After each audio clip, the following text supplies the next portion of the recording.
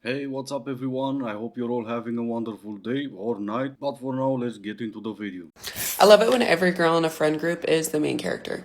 They all are the main character, taking up space. They're all not intimidated or insecure by each other's, shining. They're all just, boom, I'm a bad bitch. Chef's kiss. 100%. I also love it when every bad bee is like shining. But if every single one of them is taking up space, where do all of you ladies find all the space since we are all complaining about men taking up space? Where are the good looking men? Because I just got back from an event and I looked around and all the women, 10 on 10s. 10 on 10s, hair done, makeup done, outfits on point, 10 on 10s. And then I look around at the men and no effort. No effort. We're not asking for Liam Hemsworth's, that would be nice to have. But we just want effort. We know you can put in an effort into a nice haircut or to a nice, well groomed beard or a nice shirt, a little light blazer. Effort, man. Come on. It's just so unfair because everywhere you look around, they're just such beautiful, amazing, well put together women. And us straight girlies also need something nice to look at? It's not a lot to ask. Of course it's not. Just some effort. Just put in some effort. Because men don't seem to be putting in any effort. That's pretty wild when you make an argument about women being 10 out of 10, not 10 on 10. Which you're all seriously not. But still pretty wild when you're wearing all that makeup and on top of that you make sure you're gonna use a filter. On second thought, yeah, that would count as effort. But since we are completely honest, it does take a lot of effort from my part to wake up in the morning and not say out loud, "Who the hell are you?" What happened with the girl I went to sleep last night? Can you be single, so single, that you finally reach some state of singledom nirvana? I am so at one with myself. It's so peaceful here. And I've reached a stage where I genuinely can't imagine being with anyone.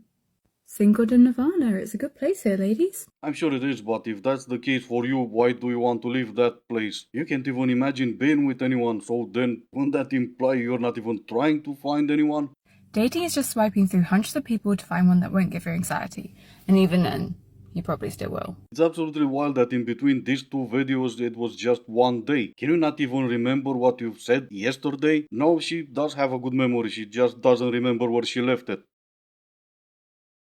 You can literally get anybody to do anything you want by using this one simple trick. And this isn't some stupid trick. No, it's not just stupid, it's way worse, because it's coming from a Nepo baby who everything she learned in school was how to get breast implants. What's even worse than that is that with all that IQ of a wooden spoon, they go online and they give advice to others. And unfortunately, sometimes people actually do listen to them. Probably stands out the most when they're all going online and try to act like they're all therapists. One doctor actually looked me dead in the eye and said, "This is idiopathic," meaning I'm an idiot or you're pathetic, which is not what a female wants to hear. No, that's not what idiopathic means, and that's not what we mean when we say idiopathic. In medicine, when something is idiopathic, it means that the disease has spontaneously occurred and the cause is unknown. As in, we don't know why this happened, we don't know what triggered this disease. We acknowledge that there is a disease, but we don't know how it got there. And then we will tell you what the best treatment is for this disease while still acknowledging we don't know why it happened and can't guarantee it won't happen again. For example, under the umbrella of interstitial lung disease, there's a disease called idiopathic pulmonary fibrosis. And this is a well-defined disease that has an unknown cause. But to diagnose this, you have to have ruled out every other potential cause. And it's a known fact in medicine, doctors don't always have all the answers, and some things require more research and clinical trials to determine what is the underlying cause. I think these are two separate conversations. Yes, women's health concerns are more likely to be dismissed than men, but idiopathic isn't a secret way that doctors say that you're making it up and it's in your head. It literally means arriving spontaneously from an obscure or unknown cause. This is just a reminder that Mariah Carey sued her ex for wasting her time and she won. You can do that too.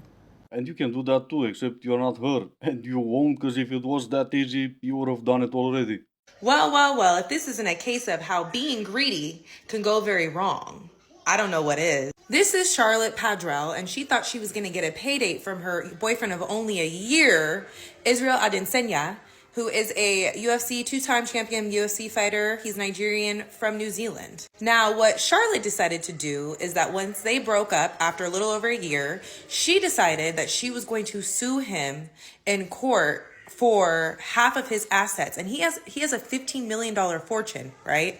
Charlotte felt like she deserved half. The basis of her lawsuit is essentially what Mariah Carey did. She felt like that they had spent a year together. She expected to get married to him, and then he dropped her like a hot potato. So she was upset and was like, well, I'm going to sue him because I deserve half of his UFC fortune because I helped him along the way with his career in that year. Mind you, they had never been married. They didn't have kids. They had nothing. Well, she herself has $1 million fortune because she's a real estate mogul.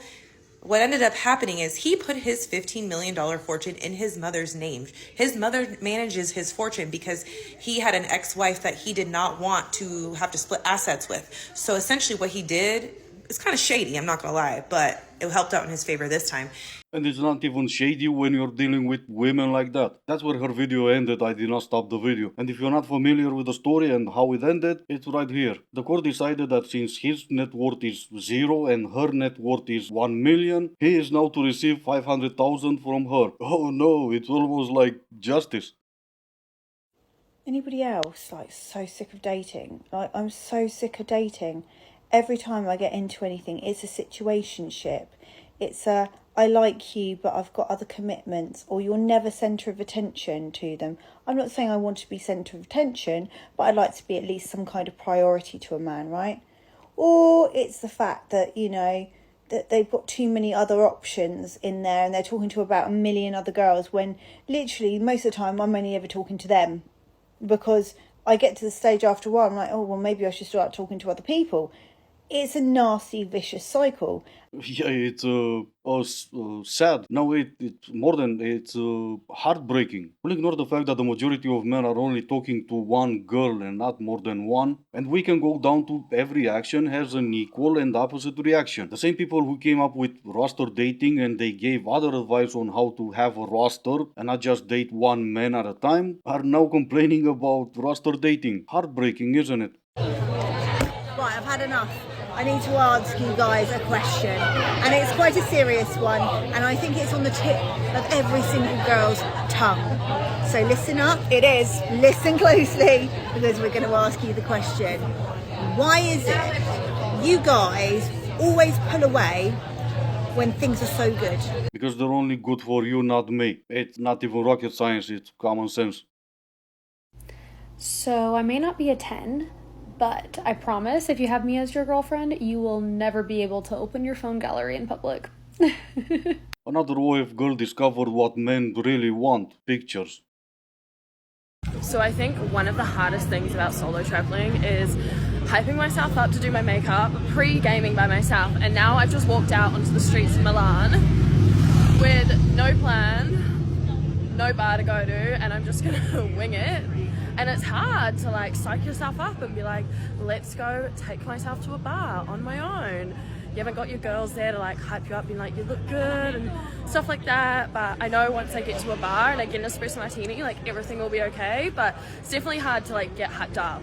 I only posted this video as a reminder for all of you guys that had doubts. Women's struggle is real.